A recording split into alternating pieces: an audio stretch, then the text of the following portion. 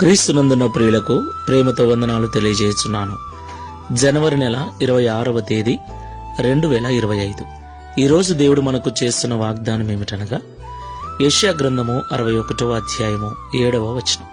మీ అవమానమునకు ప్రతిగా రెట్టింపు ఘనత నొందుదురు. ఆమేన్. నా ప్రియమైన సహోదరి సహోదరులారా, అవమానములు పొందటం, చులకనగా చూడబడటం, ఎగతాళి చేయబడటం, లెక్కలేని వారిగా ఎంచబడటం, ఆయా సమయాలలో ప్రతి ఒక్కరము కూడా ఈ స్థితిని అనుభవించి ఉంటాం.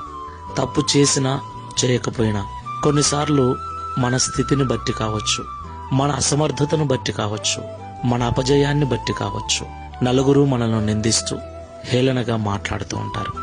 ఆ సమయంలో నిజంగా ఎంత బాధ, ఎంత వేదన. మనము తప్పు చేశామన్న ఒకే కారణముతో వెలివేసేవారు, త్రోసివేసేవారు, అక్కర్లేదు వెళ్ళిపో అని గెంటి వేసేవారు ఎంతమందో. ఇలాంటి భయంకరమైనటువంటి పరిస్థితుల్లో మనల్ని ఎవరూ అర్థం చేసుకున్నటువంటి ఆ పరిస్థితుల్లో ఆయా సమయాలలో మనం ఉంటూ ఉంటాం కదా. నా ప్రియులారా, ప్రభు అంటున్నాడు, మీకు కలిగిన అవమానమునకు ప్రతిగా రెట్టింపు ఘనతను నేను ఇస్తాను అని. దేవునికి మహిమ కలుగును గాక. అవును ప్రియులారా, నా జీవితంలో నేను అక్షరాలు అనుభవించాను. ఎక్కడైతే అవమానపరచబడ్డానో, ఎవరి ద్వారా అయితే అవమానపరచబడ్డానో అక్కడే నా ప్రభు ఘనతనిచ్చి వేవేల మందికి ఆశీర్వాదకరంగా నన్ను మార్చాడు. నా ప్రియమైన సహోదరి సహోదరుడా, ఈ మాటలు వింటున్న నీవు అవమానపరచబడిన స్థితిలో కృంగిపోతూ ఉంటే భయపడకు. విశ్వాసములో బలహీనుడవు కాక, ప్రార్థనను విడవక, సంఘానికి దూరము కాక, స్థిరబుద్ధి కలిగి ప్రభువును సేవించు. ఈ వాగ్దానం నెరవేర్చబడినట్లు నాతో కలిసి ప్రార్థించు. ప్రేమ స్వరూపుడైన తండ్రి, పరిశుద్ధుడైన ప్రభువా, మీకు స్తోత్రాలు చెల్లిస్తున్నాం.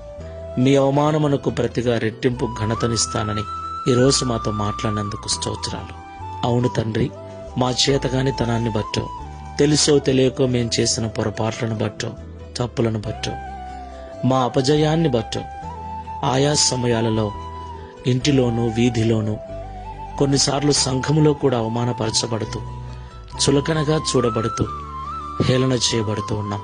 అయితే మేము ప్రార్థన మానక, విశ్వాసమందు సన్నగిల్లక, శుభప్రదమైన నిరీక్షణతో నీ సన్నిధిలో చేరినట్లయితే, ప్రార్థించినట్లయితే, అవమానము పొందిన చోటనే రెట్టింపు ఘనతనిస్తానని, అవమానపరిచిన వారితోనే మాకు విజయాన్ని అనుగ్రహించే దేవుడవని ఈరోజు మాతో మాట్లాడినందుకు స్తోత్రాలు.